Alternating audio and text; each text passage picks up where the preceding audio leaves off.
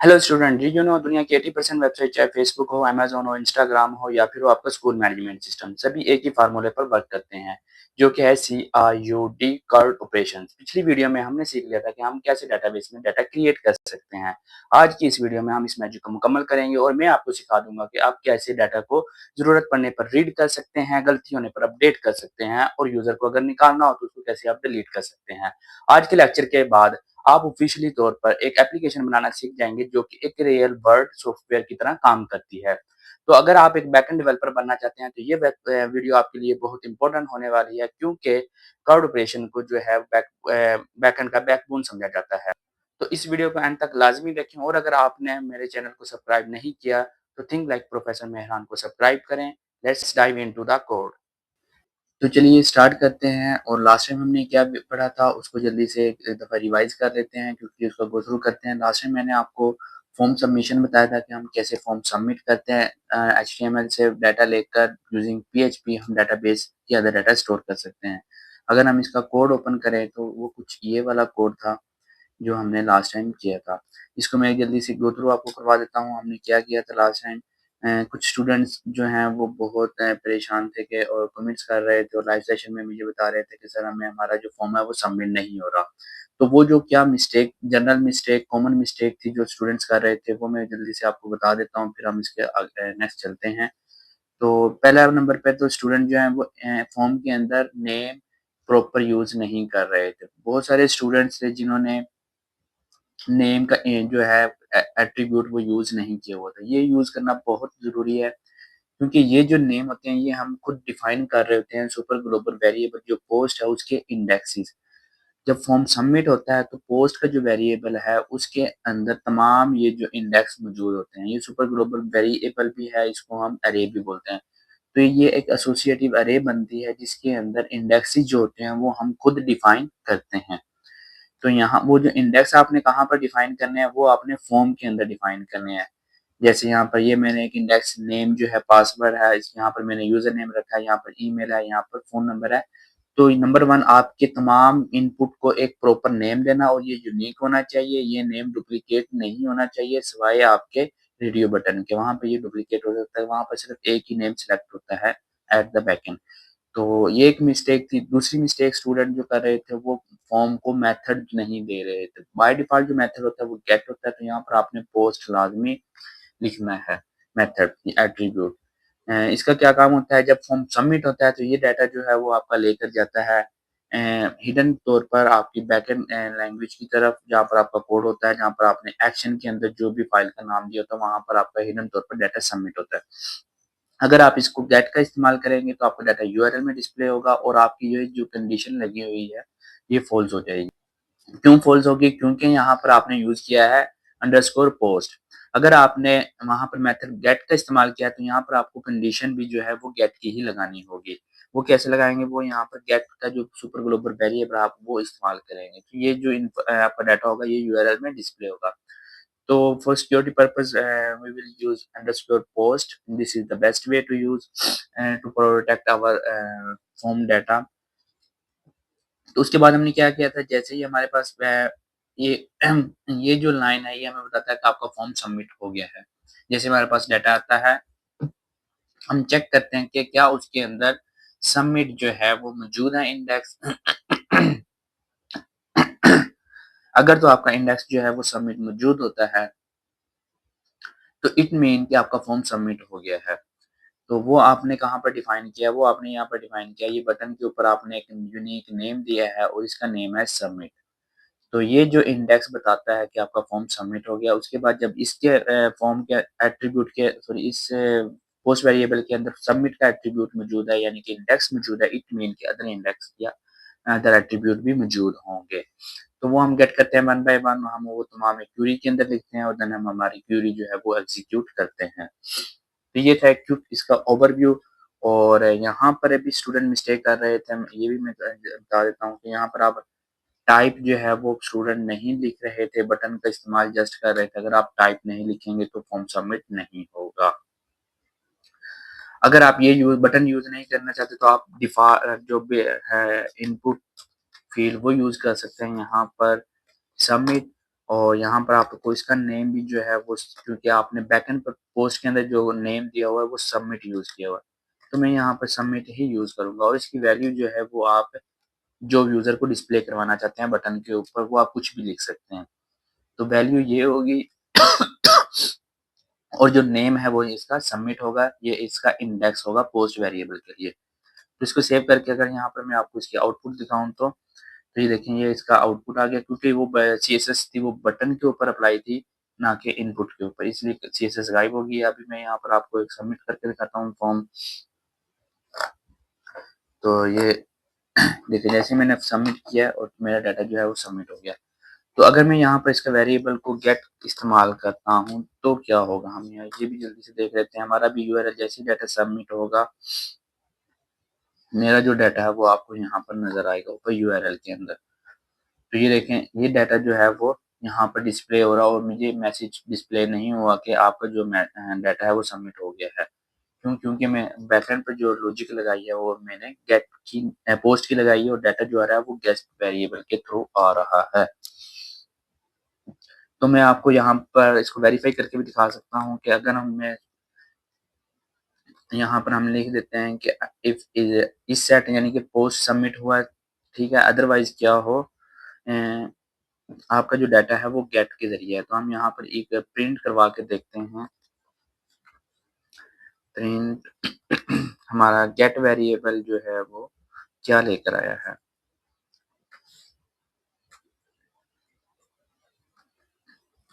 ठीक है, तो गेट वेरिएबल के अंदर जो भी वैल्यू होगी वो प्रिंट हो जाएगी। तो जैसे ही मैं इसको रिफ्रेश करता हूँ तो ये देखिए तमाम डाटा मेरा यहाँ पर प्रिंट हो गया।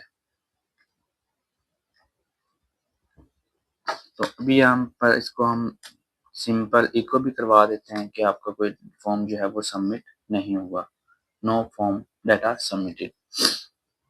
तो ये था हमारा कुछ क्विक प्रीवियस जो हमने काम किया था, ओवरव्यू था क्विक।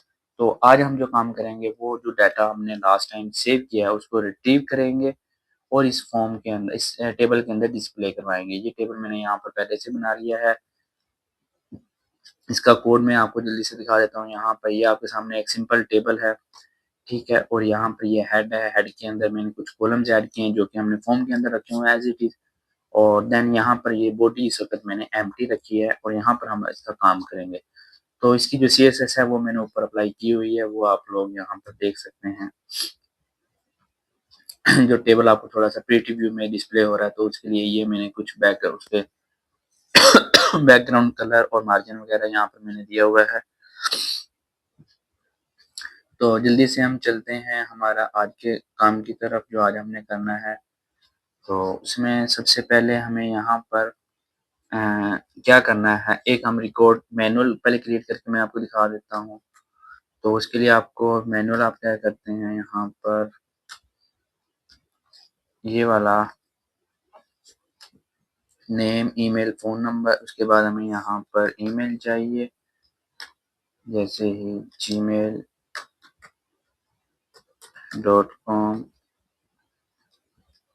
ठीक है, ये एक डमी में यहाँ पर डाटा ऐड कर रहा हूँ एंड देन अच्छा, ये चीज़ आपके लिए एक नहीं होगी स्टूडेंट्स, ये तो आपने पहले टेबल बनाया हुआ है और ये जो है यहाँ पर मैंने 2 एंकर टैग लगाए हैं। ये चीज़ समझनी ज़रूरी है पहले, ताकि फिर बाद में आपको कन्फ्यूजन ना आए। तो यहाँ पर मैंने क्या किया है कि 2 बटन लगाए हैं जिसको एंकर टैग कहते हैं, हम एंकर टैग लगाए हैं और हर एंकर टैग को मैंने अभी यहाँ पर जो रेफरेंस के अंदर इसका लिंक ऐड किया वो हैश है, मतलब कि अभी यहाँ कहीं पर भी रीडायरेक्ट नहीं होगा। तो इसको हम सेव करके एक दफ़ा आउटपुट देख लेते हैं। तो ये देखें, कुछ इस तरह से हमारा टेबल जो है वो आउटपुट डिस्प्ले करवाएगा जब हम डाटाबेस से डाटा गेट करेंगे। ये तो एक मैंने स्टैटिक वैल्यू गेट किए हैं। अभी मैं इस पे क्लिक करता हूँ तो कुछ भी नहीं हो रहा, आपको यहाँ पर ये देखें कोई एक्शन परफॉर्म नहीं हो रहा। तो अब चलते हैं हम जल्दी से, हम इसको क्या करते हैं, डाटा को गेट करते हैं। पहले हम ये, मैं एक दफ़ा अपना कोड एज इट इज़ रहने देता हूँ। मैं PHP के ज़रिए हम अपना PHP स्टार्ट कर सकते हैं। यहाँ पर मैंने जैसे आपको लास्ट टाइम बताया था कि आपको जहाँ पर भी PHP की ज़रूरत होती है वहाँ पर PHP को यूज़ कर सकते हैं। तो यहाँ पर PHP को मैंने स्टार्ट किया और क्लोज किया और हम अब जो आज का काम है वो हमारा है डेटाबेस से डाटा को गेट करना। तो उसके लिए लास्ट टाइम मैंने क्यूरीज का आपको बताया था कि आप कैसे क्यूरीज चला सकते हैं। तो हम सबसे पहले डाटा को यूजर के टेबल में से डाटा गेट कर सकते हैं। उसके लिए बहुत बेसिक क्यूरी है, सिलेक्ट स्टैटिक फ्रॉम यूजर्स। आपको जो है सिलेक्ट करना है स्टैटिक मीन तमाम कॉलम, और फ्रॉम मीन कहाँ से करना है, एंड यूजर मीन के किस टेबल से करना है। सिलेक्ट स्टैटिक फ्रॉम टेबल मतलब के फलाना टेबल से आपका जो है वो डाटा सिलेक्ट होगा। तो यहाँ पर हमें यूजर से गेट करना है, तो मैं सिलेक्ट स्टैटिक फ्रॉम यूजर कर दूंगा। तो यहाँ तक तो हमारा था, ये क्यूरी लिखी गई है। उसके बाद अब मुझे इस क्यूरी को एग्जीक्यूट करना है। उसके लिए एक फंक्शन होता है माई एसक्यूएल क्यूरी। ये भी बच्चे बहुत कंफ्यूजन थे कि ये किस किस चीज़ के लिए यूज़ किया सर आपने। तो मैं भी ये इसको अगेन एक्सप्लेन कर देता हूँ। माई एसक्यूएल एक बिल्ट इन फंक्शन है। I mean improve. इससे पहले जो फंक्शन था वो जो माई एसक्यूएल आई अंडरस्कोर था, उसके अंदर आई का जो है वर्ड नहीं था, उसमें जस्ट था माई एसक्यूएल अंडरस्कोर क्यूरी। ये ओल्ड जो है वो फंक्शन है, लेकिन इसका जो इम्प्रूव और सिक्योर वर्जन वो है माई एसक्यूएल आई क्यूरी। तो आपने इसको आई का इस्तेमाल करना है, ये मोर ज़्यादा इम्प्रूव वर्जन है जो प्रीवियस माई एसक्यूएल का।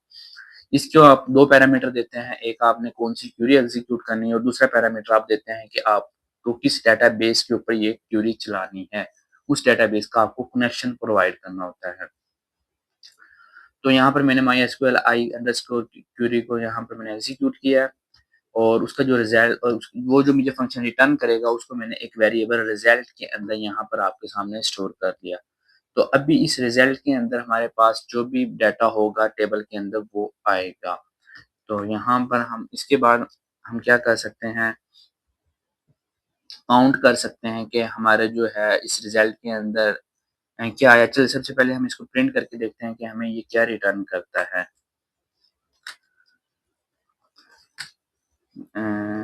यहाँ पर हमें आउटपुट इसकी डिस्प्ले होगी। तो ये हमें रिटर्न कर रहा है माई एसक्यूएल आई रिजल्ट का जो है हमें रिजल्ट करता है कि आपके जो है करंट फील्ड 0 है, टोटल काउंट 7 है, यानी कि 7 रिकॉर्ड्स इसके अंदर, number of total field count 7 है, मतलब कि इसके अंदर ये वाली जो फील्ड है कॉलम 7 है, रोज जो है वो 9 है। आपकी डेटाबेस में 9 रोज हैं, 7 कॉलम है, और करंट फील्ड 0 है। तो रिजल्ट से हमें ये तो पता लग जाता है कि हमारे इस रिजल्ट में कितने नंबर ऑफ रोज आई हैं। तो क्यूरी को हमें रिजल्ट प्रिंट करवाने से पहले हमें ये पता होना चाहिए कि हमारे पास कितने नंबर ऑफ रोज हैं। अगर हमारे पास number of rows greater than 0 है तभी हम उसको टेबल में उसको प्रिंट करवाएंगे। अगर ग्रेटर देन 0 नहीं है तो इट मीन कि हमारा जो टेबल है वो एम्प्टी है, और इस बेस पे हम कंडीशन लगा सकते हैं कि हमारी जो है वो क्यूरी ग्रेटर जो है वो कुछ भी रिकॉर्ड रखे नहीं आई, और हम उसको यूजर को डिस्प्ले करवा सकते हैं कि there is not record found in this table. तो कुछ भी आप रिकॉर्ड यहाँ पर, सबसे पहले मैं यहाँ पर एक इसके इफ एल्स अप्लाई कर सकते हैं हम। इसके फंक्शन है माई एसक्यूएल आई नम रोज का एक बिल्ड इन फंक्शन है, वो आप यूज कर सकते हैं इस ये जो आपने अगर गेट करना है नंबर ऑफ रोज का। तो यहाँ पर मैं इसको माई एसक्यूएल आई अंडरस्कोर नम रोज का बिल्ड इन फंक्शन जो है वो आपको प्रिंट करवा कर यहाँ पर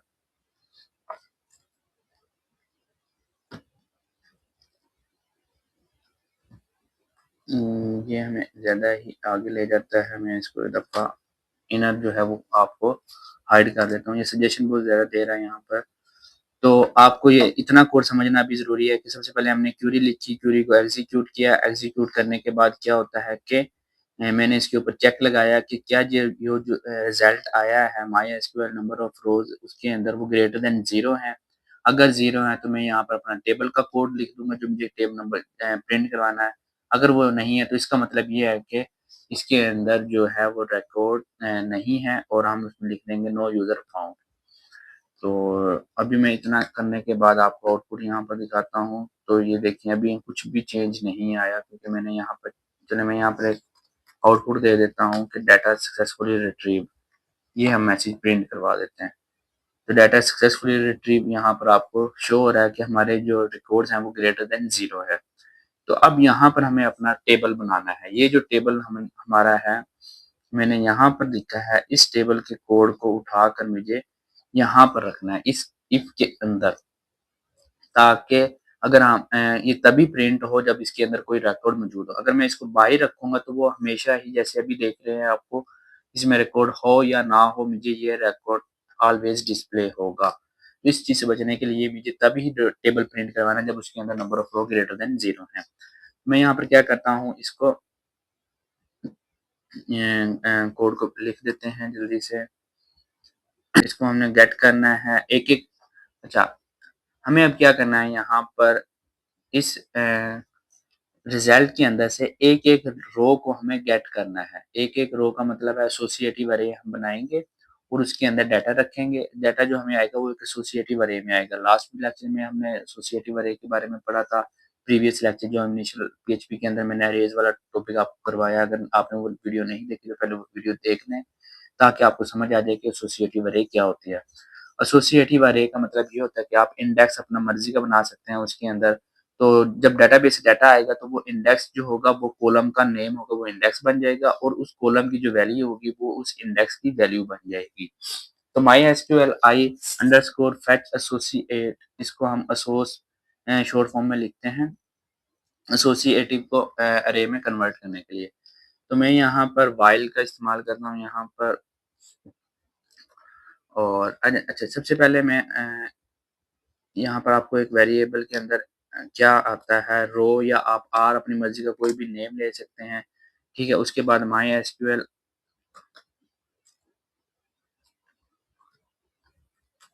underscore fetch number of rows आपको गेट करने हैं। एसोसिएटिव एसोसिएटिव अरे के अंदर आपको यहाँ पर कोड डिस्प्ले करवाना है। मैं आपको इतना काम पहले इसकी आउटपुट दिखाता हूँ कि हमें क्या मिलती है।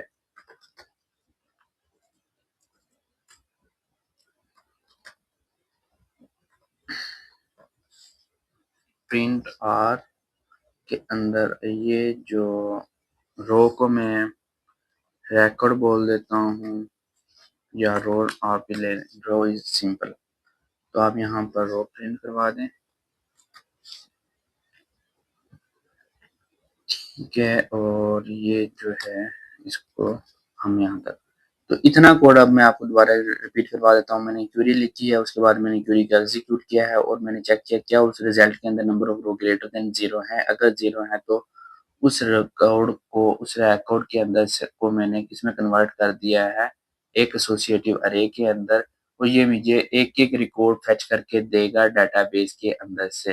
तो मैंने लूप लगा दिया है व्हाइल का इस रिजल्ट के ऊपर के इस रिजल्ट में जब तक आपको डाटा मिलता रहे, एक-एक रो जो है वो उसमें से निकाल कर मुझे इस अरे के अंदर वेरिएबल जो मैंने रो का क्रिएट किया, या आप अपनी मर्ज़ी का कुछ भी क्रिएट कर सकते हैं, इसके अंदर स्टोर करता जाए वन बाय वन। तो अभी मैं सबसे पहले एक कोड प्रिंट होगा, फिर दूसरा प्रिंट होगा, फिर तीसरा। तो ये जो नंबर ऑफ प्रिंट आर होगा ये 9 टाइम होगा, क्योंकि हमारे पास 9 नंबर ऑफ रिकॉर्ड मौजूद हैं। तो अगर आप ये काउंट करना चाहते हैं तो आप इसको यहाँ पर काउंटर लगा सकते हैं। जस्ट हम एक दफ़ा चेक कर लेते हैं ये कितनी दफ़ा प्रिंट होता है। मैं रिफ्रेश करता हूँ यहाँ पर, तो ये देखें ये हमें जो डिस्प्ले हो रहा है ये 9 टाइम ही हो रहा है यहाँ पर। ये ये यहाँ से लेके यहाँ तक 1 हो गया, और यहाँ से लेकर नेक्स्ट जो अरे है हमारी वो यहाँ तक है 2, और ये उसके बाद ये अरे जो है वो हमारी यहाँ तक है, ये 3 हो गई है, और ये 4। अगर मैं इसको आपको प्रिंट करवा के दिखाऊँ तो ये देखें 9 टाइम हमें अरे प्रिंट करवा दिया है, और हर अरे का जो इंडेक्स सॉरी डाटा है वो डिफरेंट है, और हर अरे के अंदर जो इंडेक्स है वो वही इंडेक्स है जो कि डेटाबेस के अंदर। आप ये देख सकते हैं अरे के अंदर आईडी है, नेम है, फ़ोन नंबर है, ईमेल है end user name, password and created at, यही कॉलम से जो डेटाबेस के अंदर मौजूद हैं वो यहाँ पर हमें डिस्प्ले हो रहे हैं। तो इसमें जब हमारे पास रिकॉर्ड आ गया है तो हम इसको प्रिंट भी अपनी मर्ज़ी से करवा सकते हैं। मैं इको करवा के आपको दिखाता हूँ कि रो के अंदर से हमारा जो फर्स्ट रो, जस्ट हम नेम प्रिंट करवाते हैं। मैं चाहता हूँ कि इको करवा दो इस रो, हर रो के अंदर से जो आईडी है उसको कॉन्कैटिनेट कर दो नेम के साथ। हर नेम रो के अंदर जो नेम है उसके बाद एक बीआर का टैग लगा दें। हम इसको जब रिफ्रेश करते हैं तो ये देखें हर रो की आईडी आ गई और उस रो का जो नेम है वो आ गया हमें। तो हमें जब इस तरह हम डाटा प्रिंट करवा सकते हैं तो हम इसको एक टेबल की फॉर्म में भी प्रिंट करवा सकते हैं इजीली। तो उसके लिए हमें क्या करना होगा, यहाँ पर इसको एक सिंपल इको की बजाय हम इसको इको ऐसे करवाते हैं कि इसके टीआर और टीडी ऐड कर देते हैं। तो अगर हम एक टीआर ऐड कर दें और एक टीडी उसके अंदर तो हमारे पास डाटा आ जाएगा। तो हमें क्या करते हैं, यहाँ पर मैं टीआर एक ऐड कर देता हूँ और टीडी, ये आपके सामने यहाँ पर कोड है आप, और बाकी मैंने कॉन्कैटिनेट किया हुआ है। ये टीआर को मैंने यहाँ पर स्टार्ट किया है, टीआर को यहाँ पर क्लोज कर दिया ये। तो यहाँ पर आप देख सकते हैं कि मैंने कॉन्कैटिनेट किया है, जैसे इसमें टीआर है, टीडी है, मतलब कि अब एक सिंपल में इसको रॉड फॉर्म में अगर प्रिंट करवा सकता हूँ, तो अगर मैं उसको टीडी और टीआर की फॉर्म में प्रिंट करवाऊँगा तो वो एक टेबल की शेप में आ जाएगा। तो सिंपल मैंने यहाँ पर क्या किया है, टीआर और टीआर को क्लोज किया है, स्टार्ट और क्लोज, और इसके अंदर एक टीडी कॉन्कैटिनेट किया, फिर दूसरा टीडी कॉन्कैटिनेट किया, तीसरा टीडी कॉन्कैटिनेट किया। हमारे पास कितने नंबर ऑफ टीडी होने चाहिए, जितने हमारे पास हेडिंग है। तो यहाँ पर हमारे पास 9 हेडिंग्स, सॉरी 1 2 3 4 5 6 एंड 7 हेडिंग्स हैं, और यहाँ पर हमारे पास इतने ही नंबर ऑफ टीडी ही हैं। तो अब होगा क्या कि ये जो हमारे पास टी रो है ये 9 टाइम प्रिंट हो जाएगी, ठीक है। और मैंने यहाँ से नीचे वाला जो टी आर एक एक्स्ट्रा क्रिएट किया था, स्टैटिक टी आर, वो मैंने रिमूव कर दिया, और ये डायनामिक अब जो भी इसके अंदर डाटा होगा वो इसके अंदर 1 बाय 1 क्रिएट होता जाएगा हमारा। मैं इसको सेव करता हूँ और हम इसको आउटपुट चेक करते हैं। ये पहले ये इस फॉर्म में था, एक रॉ फॉर्म में, अभी इसको एक टेबल फॉर्म में आ जाना चाहिए। तो ये देखें आपके सामने टेबल की फॉर्म में डाटा हमारे पास आ गया है। तो जितना भी डाटा होगा टेबल के अंदर वो खुद ब खुद यहाँ पर प्रिंट होता जाएगा। अभी देखिए हमारे पास ये 10 रिकॉर्ड्स हैं, जो 1 वो डिलीट हो चुका है, ये 2 से स्टार्ट हो रहा है, तो 10 तक 9 रिकॉर्ड बन रहे हैं। एक मैं यहाँ पर और अगेन ऐड कर देता हूँ, और इसका मैं user name let's suppose Ali रखता हूँ, और यहाँ पर मेरा पासवर्ड और हिट सेव। तो डाटा जो है वो मेरा सेव नहीं हुआ, क्योंकि मेरा जो है वो फॉर्म है वो मैंने मिस्टेक जो लास्ट टाइम चेंज किया था वो अपडेट नहीं किया। इसको हम अपडेट कर देते हैं, गेट की जगह पर पोस्ट कर देते हैं, तो हमारा अब डाटा जो है वो सबमिट होना चाहिए। इसको मैं अगेन रिफ्रेश करता हूँ और यहाँ पर आपके सामने इसको चेंज कर दिया, and password then and save. तो डाटा सक्सेसफुली इंसर्टेड। अगर आप ये देखना चाहते हैं इंसर्ट हो गया तो नीचे आए, तो यहाँ पर ये देखें आपके सामने डाटा जो है वो इनेमत रिकॉर्ड ऐड हो चुका है। ये इस वक्त अभी 12:12 पर रिकॉर्ड जो है वो क्रिएट हुआ है। तो यहाँ पर हमारा रिकॉर्ड आ गया है। अब हमें नेक्स्ट जो है वो इसको एडिट करना है। अगर तो ये देखें अभी मैं क्लिक करता हूँ तो एडिट पर कुछ भी नहीं होता। तो मैं चाहता हूँ कि जैसे ही एडिट पे क्लिक हो ये तमाम जो डाटा है वो दोबारा इस फॉर्म में आ जाए, या इसको दोबारा एक फॉर्म के अंदर डिस्प्ले करवाना है। और अगर हम इस पे क्लिक करता हूँ डिलीट पर, तो ये दोबारा हमारा जो है वो एंड एरर में क्रोम मैसेज आए और एक डिलीट मैसेज आए, और हम वहाँ पे उसको डिलीट कर सकते हैं। अभी ये डिलीट करने पे कुछ भी नहीं हो रहा है यहाँ पर। तो वापस चलते हैं। अभी करना हमें क्या है कि ये जो डिलीट वाला है हमारे पास काम, इसको अगर मैं टीडी, ये 2 एंकर टैग यहाँ पर आपके सामने मैंने लगाए थे। अगर हम इसको यहाँ पर इस तरह फॉर्म में लाएं, पहले टीडी के अंदर एक एंकर टैग है और दूसरे एक ही टीडी के अंदर 2 एंकर टैग है।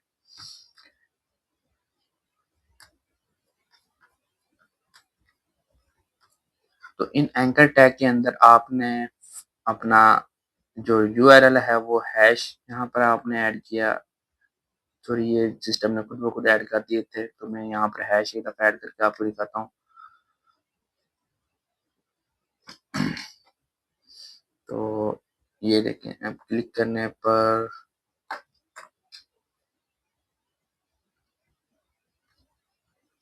ये है आया नहीं। यहाँ पर क्या इशू है, फॉर्म के अंदर है इस वक्त। और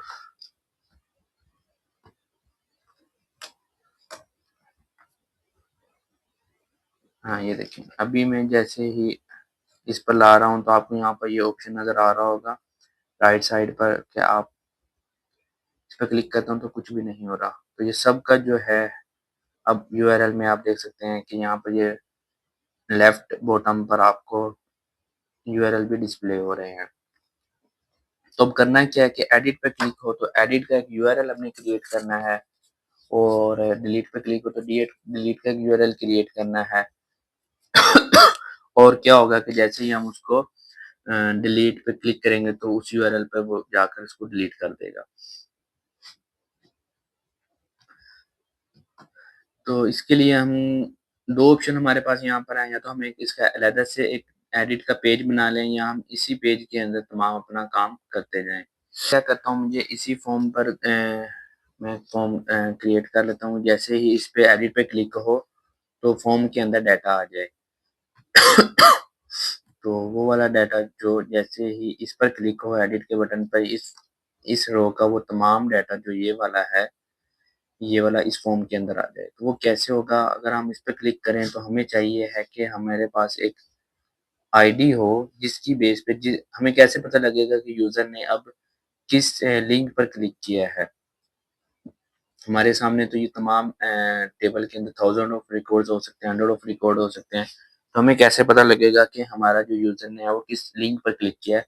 तो हम क्या करते हैं, इस लिंक हर एक लिंक को यूनिक बना देते हैं। उसका जो स्टार्टिंग पेज का यूआरएल है वो सेम रहेगा, लेकिन लास्ट पर हम एक थोड़ा-सा चेंज करते हैं कि यूआरएल के अंदर जो लास्ट पर है वो आईडी ऐड ऐड हो जाए एक उसके अंदर, तो उससे हम उसको आइडेंटिफ़ाई कर सकते हैं कि ये फलाँ जो है यूज़र के ऊपर क्लिक हुआ है।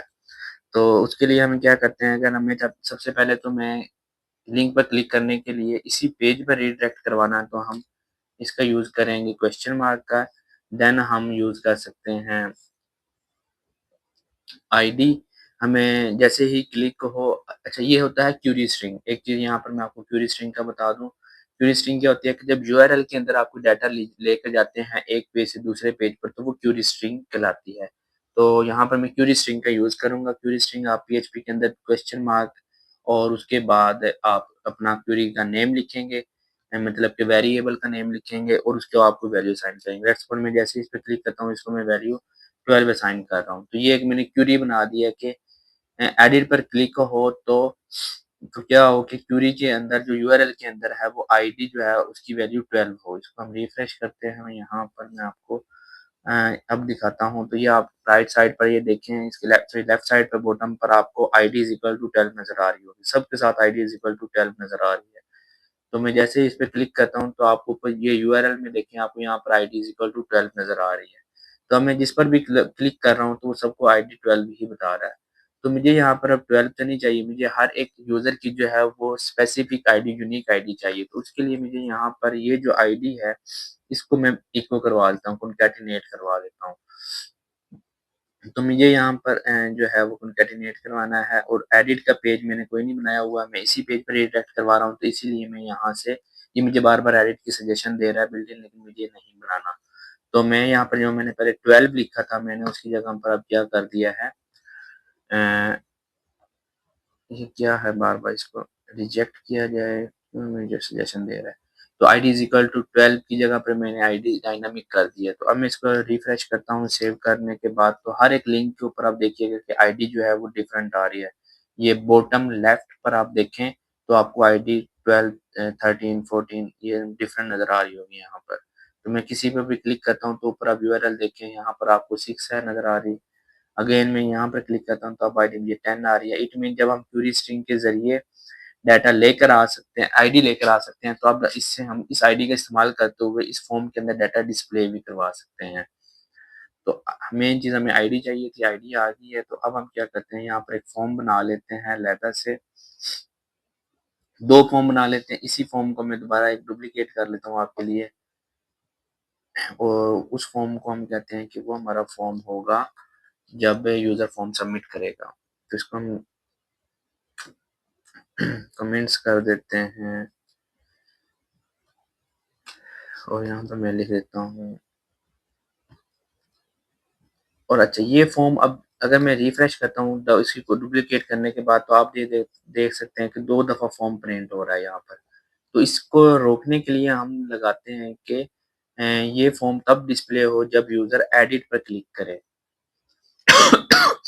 तो क्या होगा यहाँ पर, हमें इफ एंड एल्स का इस्तेमाल करना होगा। अगर तो क्वेरी स्ट्रिंग के अंदर हम लगा देते हैं कि आईडी है, तो ये वाला फॉर्म हाइड हो जाए।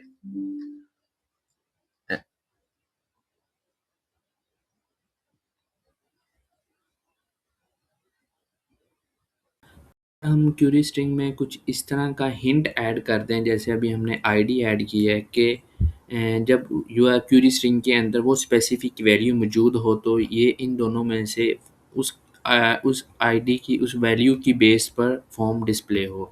लेट्स सपोज अगर हम यहाँ पर एक और ऐड कर देते हैं, and edit is equal to, या action is equal to edit, तो इस तरह का हम कुछ क्वेरी स्ट्रिंग के अंदर ऐड कर दें, तो हम आइडेंटिफाई कर सकते हैं इस क्वेरी स्ट्रिंग की बेस पर कि अगर एक्शन एडिट है तो तब हमारे पास ये वाला फॉर्म जो है वो डिस्प्ले हो। तो इसके लिए हम चलते हैं कुछ इस तरह का काम करने के लिए हमारे कोड के अंदर, और यहाँ पर मैंने क्या करना है कि एक और मैं पैरामीटर एक क्वेरी स्ट्रिंग के अंदर ऐड कर देता हूँ। इसके साथ आप मल्टीपल पैरामीटर ऐड कर सकते हैं, जैसे अभी मैंने यहाँ पर आईडी ऐड किया, तो मैं यहाँ पर एंड लगाकर action is equal to edit लिख देता हूँ। तो अब क्या होगा कि मेरा क्वेरी स्ट्रिंग के अंदर मैं रिफ्रेश करता हूँ, तो ये जो पहले मैंने लिखा था इसको मैं ख़त्म कर देता हूँ, और यहाँ पर आपको मैजिक दिखाता हूँ। अब क्या होगा, मैं किसी भी लिंक पर क्लिक कर रहा हूँ तो मुझे action is equal to edit नज़र आ रहा है। यहाँ पर इस पर क्लिक करता हूँ तो ये देखें action is equal to edit. तो एक चीज़ मैंने आपको पहले बताई थी कि जैसे ही अगर आपने क्वेरी स्ट्रिंग के अंदर से, यानी कि यूआरएल के अंदर से कोई वैल्यू गेट करनी है, तो आपको गेट वेरिएबल का इस्तेमाल करना होगा। तो हम यहाँ पर आते हैं, हमारा फॉर्म जो अभी मैंने बनाया था ये वाला फॉर्म, इसके ऊपर मैं लगा देता हूँ चेक। तो वो चेक क्या होगा, is equal to P H P के अंदर मैं अपना वो चेक का कोड लिख देता हूँ। इफ़ हमारा जो है इस सेट $साइन अंडरस्कोर गेट के अंदर जो है वो एक्शन मौजूद है, तो क्या हो, हमारा ये फॉर्म डिस्प्ले हो। तो इसको मैं यहाँ पर क्लोज कर देता हूँ साथ ही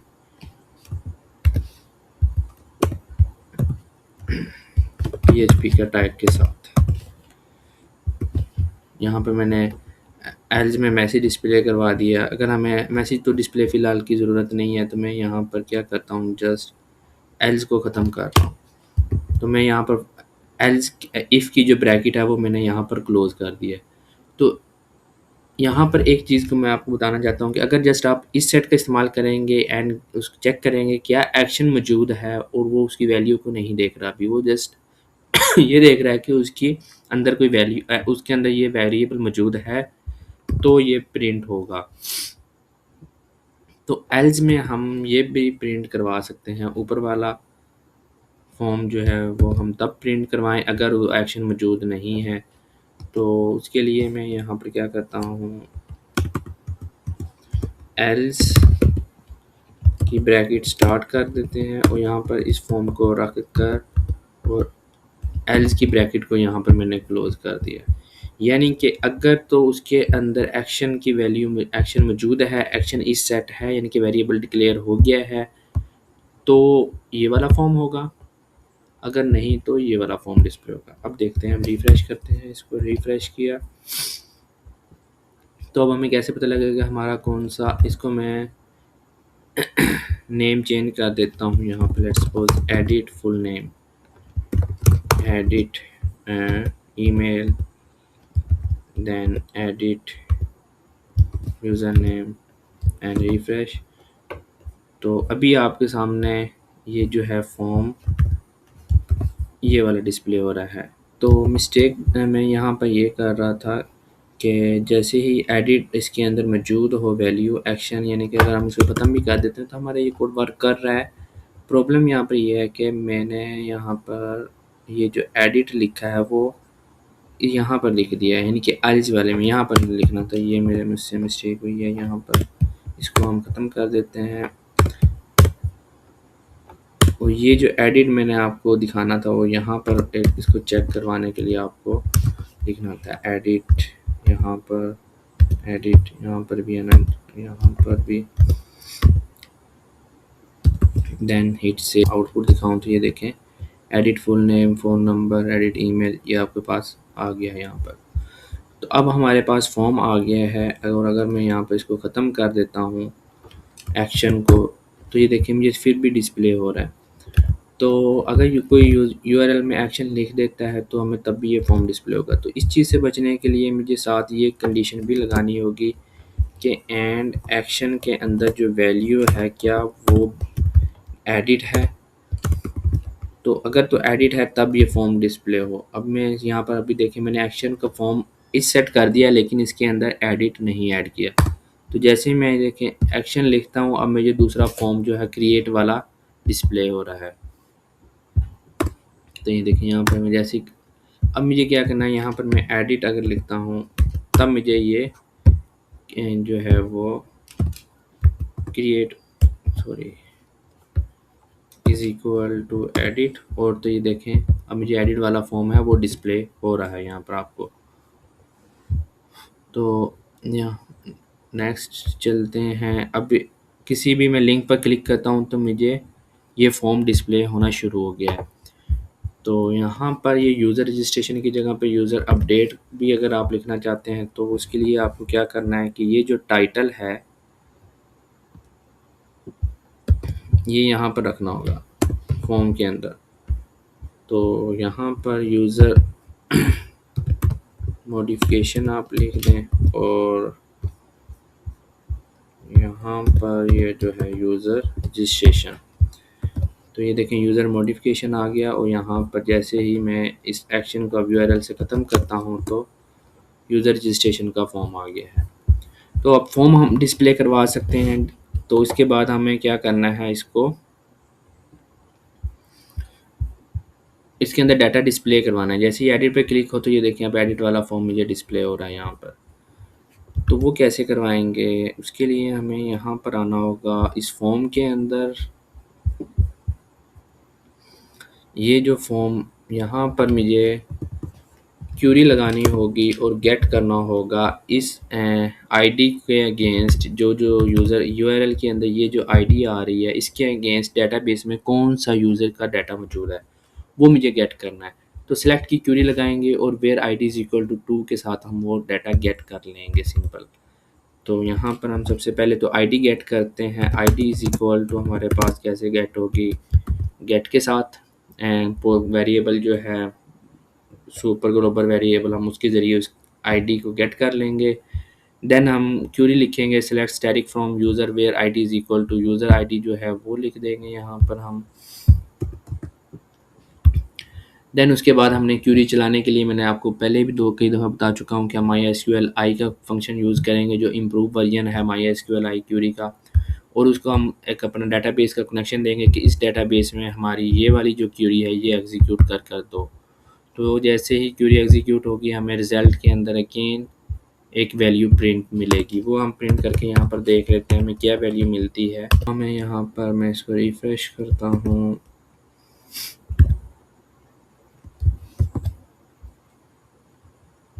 तो मुझे ये देखें बता रहा है कि आपका नंबर ऑफ़ रो जो है वो 1 है। तो अब इसमें हमेशा नंबर ऑफ़ रो 1 ही होगी क्योंकि हम एक पर्टिकुलर आईडी के अगेंस्ट डाटा गेट कर रहे हैं, तो हमारी जो नंबर ऑफ़ रोज़ हैं वो 1 ही रहेगी, कॉलम हमारे सब के लिए सेम रहेंगे। तो इसके लिए हम एक रिकॉर्ड हमने गेट करना है तो MySQL वही बात हम दोबारा चेक करेंगे कि MySQL number of row greater than 0 है तो एसोसिएटिव अरे हमें डिस्प्ले हो जाए। तो ये वो लास्ट टाइम जो मैंने कोड किया था कि नंबर ऑफ़ रो अगर ग्रेटर दैन 0 है तो MySQL फेच एसोसिएटिव हम जो अरे हमारे पास जो अरे मिली है हमें कनेक्शन क्रिएट करने के बाद वो हम इसको पास करेंगे तो ये हमें एक रिटर्न कर देगा रिकॉर्ड जो हमें उस अरे के अंदर मौजूद होगा। तो मैं यहाँ पर अब अगर नहीं है तो हमें यहाँ पर यूज़र नॉट फाउंड का एरर डिस्प्ले होगा और ये एग्ज़िट मतलब कि वहाँ से ख़त्म हो जाएगा, इसके बाद आगे वाला कोड एग्जीक्यूट नहीं होगा। तो मैं यूज़र को प्रिंट करवा के दिखाता हूँ कि जैसे यूज़र के अंदर क्या वैल्यू आती है जब हमारे पास number of row greater than 1 और 0 होता है, और ये उसको एसोसिएटिव अरे में कन्वर्ट कर देगा, मतलब कि इंडेक्स बेस बना देगा। तो ये देखिए हमारे पास जैसे ही मैंने इस पर क्लिक किया तो ये हमारे पास डाटा आ गया, मेहरान आ गया, यहाँ पर ईमेल आ गई है, और यहाँ पर अगर मैं लेट्स सपोज ये जो है ईसीपी पर इस पर क्लिक करता हूँ तो अब मेरे पास जो डाटा आ रहा है वो ईसीपी वाला आ रहा है। ये देखिए अगर मैं यहाँ पर ये सिंपल मेहरान पर क्लिक करता हूँ तो मेरे पास ये डाटा आ रहा है, और इसी तरह अगर मैं ये फ़िज़ान वाले रिकॉर्ड पर क्लिक करता हूँ तो मेरे पास ये फ़िज़ान वाला रिकॉर्ड आ गया। अब हमारे पास डाटा आ गया है तो इसके बाद काम हमारा बहुत ईजी हो गया, जस्ट हमें अब इस फॉर्म के अंदर डिस्प्ले करवाना है। तो उसके लिए हम क्या करेंगे, ये वाला यूज़र जो है वेरिएबल, इसको हम आगे यूज़ करेंगे। इसको मैं प्रिंट ख़त्म कर रहा हूँ यहाँ पर, और मुझे यहाँ पर इसके फुल नेम के अंदर यहाँ पर डिस्प्ले करवाना है। तो वैल्यू का आप खुद से डिफ़ॉल्ट वैल्यू सेट कर सकते हैं, जैसे हमने HTML में देखा। तो यहाँ पर मैंने डिफ़ॉल्ट वैल्यू के अंदर जो है इको करवा दिया यूज़र का नेम, जो यहाँ पर इस वेरिएबल के अंदर हम एक सिंगल नेम भी प्रिंट करवा सकते हैं। अभी मैं आपको दिखाता हूँ एक सिंगल नेम आप कैसे प्रिंट करवा सकते हैं। Echo user and $sign user index के अंदर से नेम डिस्प्ले करवा दो जस्ट। अभी ये तमाम डिटेल आ रही है तो मुझे सिर्फ उसका नेम डिस्प्ले होगा। तो मैं रिफ़्रेश करता हूँ, ये देखिए फ़िज़ान आ गया। मैं यहाँ पर क्लिक करता हूँ तो मेहरान आ गया। मैं यहाँ पर ईसीपी पे क्लिक करता हूँ तो ये ईसीपी आ गया। तो अब जो भी नेम पे क्लिक करेंगे वो नेम आ रहा है। तो जब आप नेम यहाँ पर, इसका मतलब आप वेरिएबल गेट कर सकते हैं। तो इसको यहाँ पर एक वैल्यू का वेरिएबल आप वैल्यू का एट्रीब्यूट क्रिएट करके उसको असाइन कर दें सिंपल वैल्यू PHP के टैग के साथ। PHP का टैग आप स्टार्ट करें, PHP का टैग क्लोज करें, और उसके अंदर इको करवा दो आपका जो वेरिएबल ये जो मैंने प्रिंट करवाया है, सिंपल।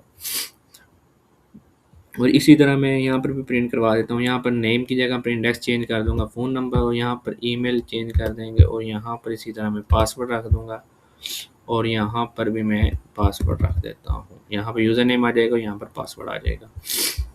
तो मैंने यहाँ पर कुछ भी कॉम्प्लिकेटेड काम नहीं किया, जस्ट आपके सामने एक वेरिएबल था जिसको मैंने प्रिंट करवाया था अरे के अंदर से इंडेक्स को, और वो यहाँ पर मैंने सबको वैल्यू का एट्रीब्यूट यूज़ करके सबको साइन कर दिया। अब मैं रिफ़्रेश करता हूँ तो ये देखें वो तमाम डाटा यहाँ पर फॉर्म में डिस्प्ले हो गया। मैं इस पर क्लिक करता हूँ तो ये देखें उसका डाटा आ गया। जैसे मैं यहाँ पर क्लिक करता हूँ तो ये वाला डाटा मुझे डिस्प्ले हो गया। तो अब करना ये है कि जैसे ही इस फॉर्म को सबमिट करें, अभी तो ये क्रिएट आ रहा है ना बटन, तो जैसे इस पर मैं क्रिएट, अभी तो ये क्रिएट हो जाएगा डाटा। अब हमें सबमिट करवाना है। तो ये देखें एक और रिकॉर्ड ऐड हो गया। इस हमें अब क्रिएट नहीं, हमें एडिट करना है। तो हम चलते हैं यहाँ पर,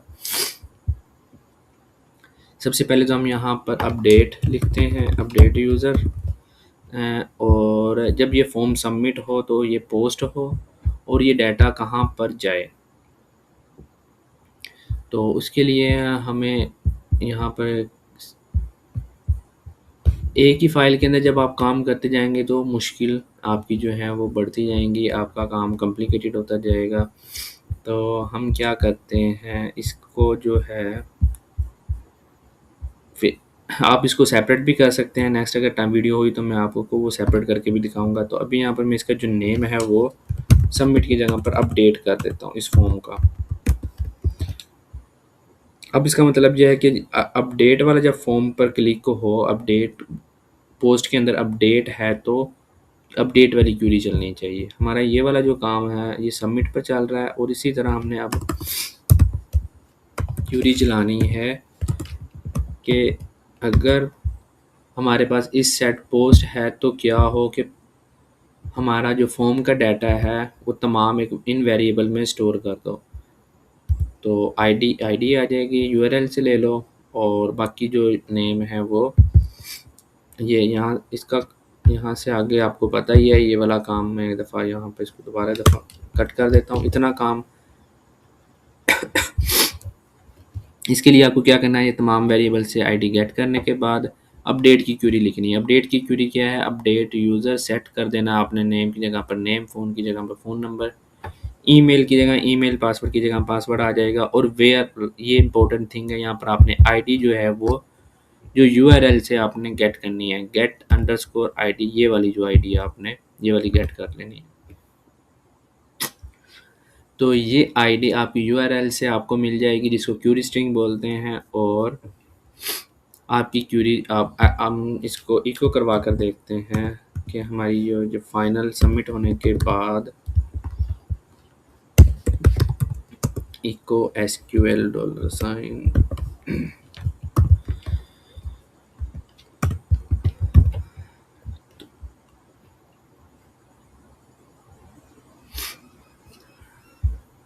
ओके रिफ्रेश। मैं अब इसको अपडेट यूज़र पे क्लिक करता हूँ तो ये देखें मेरे पास ये क्यूरी आ गई है। इस क्यूरी को आप चेक करेंगे पहले कि क्या ये क्यूरी ठीक है। अगर तो ये क्यूरी ठीक है तो आप इसको आगे लेके चल सकते हैं। तो उसके लिए आपको डेटाबेस में अपनी डेटाबेस में जाएं, वहाँ पर अपनी जो डाटा पर्टिकुलर आपकी जो डेटाबेस है उसको सेलेक्ट करें, क्यूरी को एग्जीक्यूट करते हैं और चेक कर आप सबसे पहले क्यूरी को एग्जीक्यूट करके यहाँ पर देखेंगे यहाँ पर कोई इशू नहीं है तो आपकी क्यूरी चल जाएगी वहाँ पर भी।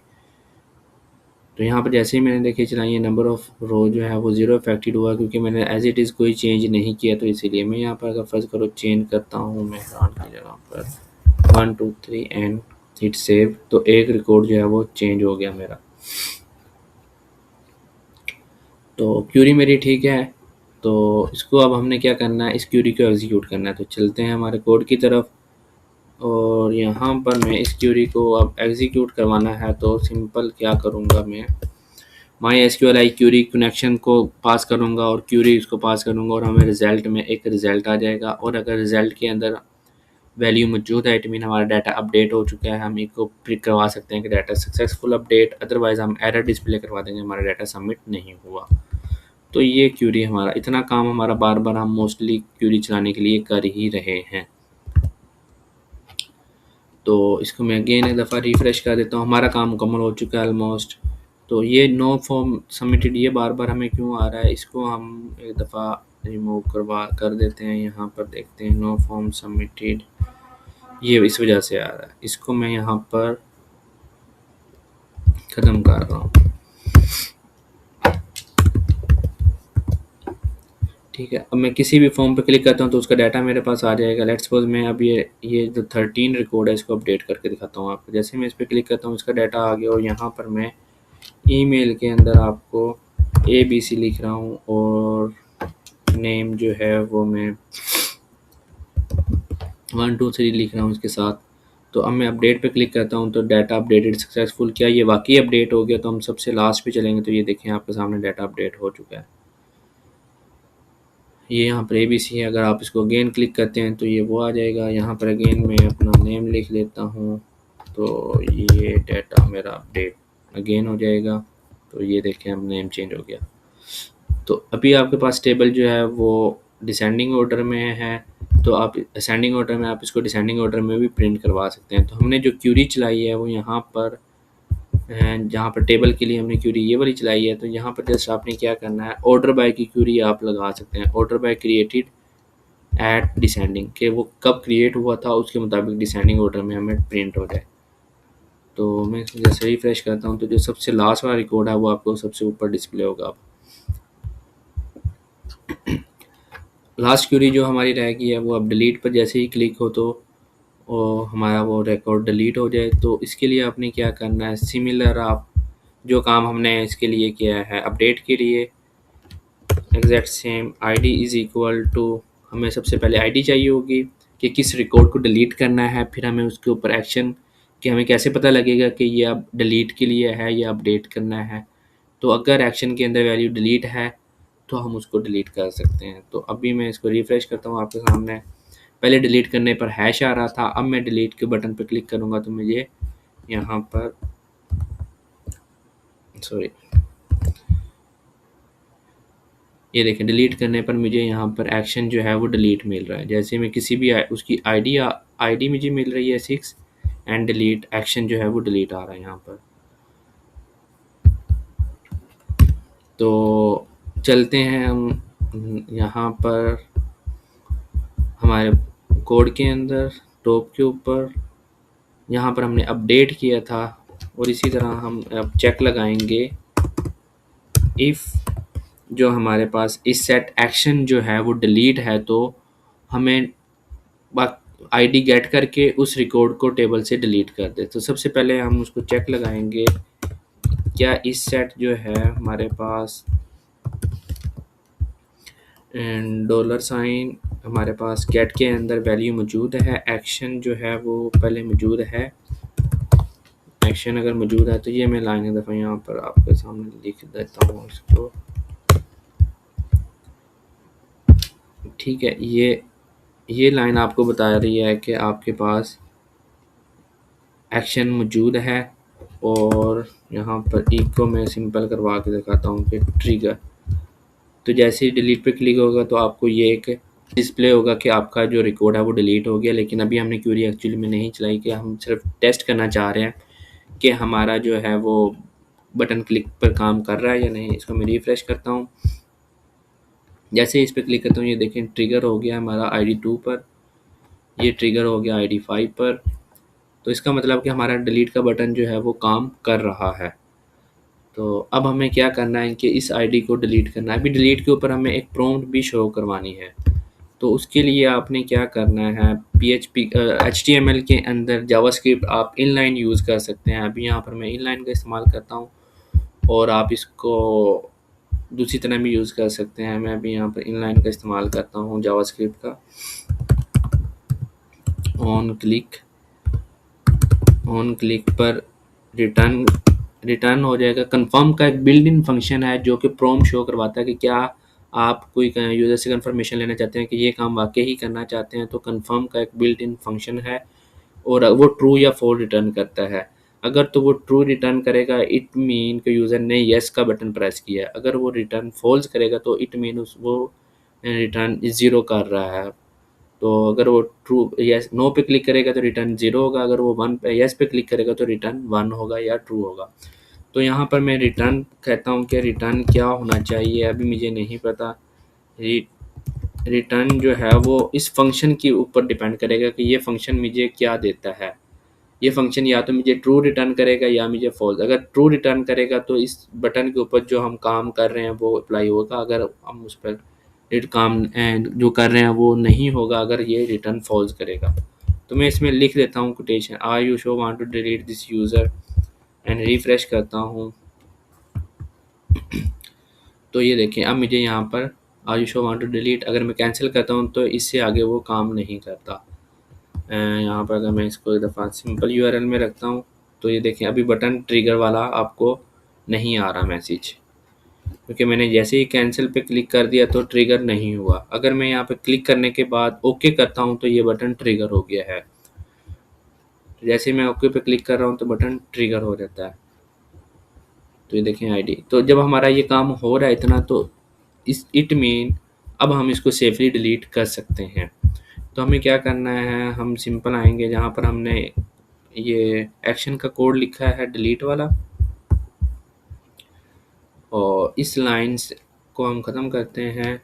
और सबसे पहले तो मैं URL से ID गेट कर लेता हूँ जिसको डिलीट करना है जल्दी से। ID गेट करने के लिए आप गेट का यूज़ करेंगे और उसके बाद आप क्या करेंगे, डिलीट की क्यूरी लिखेंगे और उसके बाद आप उस क्यूरी को इम्प्लीमेंट कर देंगे। अगर तो इम्प्लीमेंट करने से उसका रिज़ल्ट ट्रू आता है तो हम कहेंगे कि डाटा डिलीट हो गया है। अगर वो करने से फॉल्स आता है तो हम कहेंगे कि इसके अंदर कोई एरर था। डिलीट की क्वेरी सबसे इजी है। डिलीट आपने सबसे लिखना है पहले कीवर्ड, उसके बाद फ्रॉम किस टेबल से आपने डिलीट करना है, टेबल का नेम आएगा। देन आपने उस किस यूज़र को उस किस आईडी को डिलीट करना है, वो ID is equal to ID जो वेरिएबल के अंदर आप ले रहे हैं वो आईडी यहाँ पर आ जाएगी। बस इतना सा काम है और इसके बाद आपने इसके सेव करके एग्जीक्यूट करना है और आपका काम मुकम्मल हो जाएगा। इसको मैं रिफ्रेश करता हूँ यहाँ पर एक दफ़ा। अब देखिएगा कि मैं ये रिकॉर्ड नंबर जो है 13 इसको डिलीट कर रहा हूँ। Are you sure want to delete, okay. जैसे ही यूज़र डिलीटेड सक्सेसफुल और रिकॉर्ड 13 डिलीट। अगेन मैं 12 को डिलीट कर रहा हूँ तो रिकॉर्ड 12 डिलीट। तो इसी तरह मेरे रिकॉर्ड जो हैं वो देखते जाएँ 1 बाय 1 कम होते जा रहे हैं। ठीक है बच्चों, यहाँ पर तो मैं अब ऐड करना है, मैं एक रिकॉर्ड ऐड कर देता हूँ यहाँ पर आपके सामने। तो अभी हमारे पास ये 8 आईडी है और लास्ट 13 थी, तो इसकी आईडी जो है वो 14 होगी। तो जैसे ही क्लिक होगा तो ये देखें इसकी आईडी 14 हो गई है। अभी 14 को हम अपडेट करते हैं तो यहाँ पर मेहरान की जगह पर मैं अकबर लिख देता हूँ। तो जैसे ही सेव करूँगा तो ये 14 आईडी देखें चेंज हो गई है। अगर मैं इसको डिलीट करता हूँ तो ओके करता हूँ तो ये 14 आईडी डिलीट हो गई है। तो अब हमारा जो मुकम्मल एक कर्व ऑपरेशन या CRUD ऑपरेशन वो वर्क कर रहा है जैसे कि हम चाहते थे। तो ये एक इंटरेस्टिंग वर्क है, ये एक लॉजिकल काम है। जिसको ये काम आ गया उसको हर तरह से डेटाबेस जो है वो किसी भी तरह की वेबसाइट बनानी आ जाएगी यूज़र उस डेवलप स्टूडेंट को। वो इसको अपना प्रोफ़ेशन बनाकर आगे चल सकता है। बहुत इसका आगे वो स्कोप है डेवलपर के लिए। तो किसी भी लैंग्वेज में आप काम करें, आपको जो है वो CRUD ऑपरेशन आने चाहिए, इंसर्ट, डिलीट, अपडेट जैसे यही मेन काम होते हैं। अगर आपको ये हैंडल करना आ गया तो आप कुछ भी कर सकते हैं फिर। उम्मीद है आपको ये लेक्चर पसंद आया होगा, आपको समझ आ गया होगा। अगर आपको कोई क्वेश्चन हो, किसी किस्म की कोई प्रॉब्लम हो, आप लाज़मी अपने कमेंट जो हैं वो कमेंट बॉक्स में ऐड करें। मिलते हैं एक नेक्स्ट वीडियो में, तब तक के लिए अल्लाह हाफ़िज़।